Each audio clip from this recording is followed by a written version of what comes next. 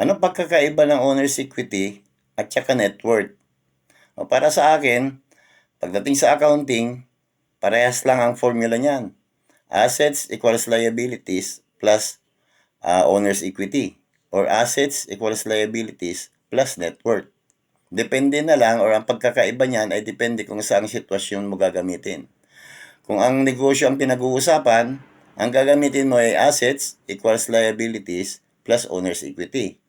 Kung ang pag-uusapan naman natin ay individual or tao, ang gagamitin natin ay assets equals liabilities plus net worth.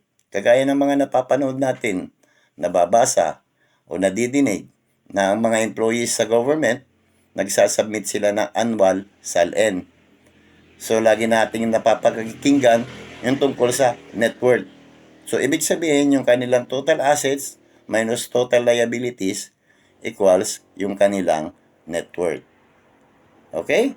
So, yun lang. At lagi nating tatandaan, ang buhay ay parang accounting. Para masaya, kailangang balansehin. Alright?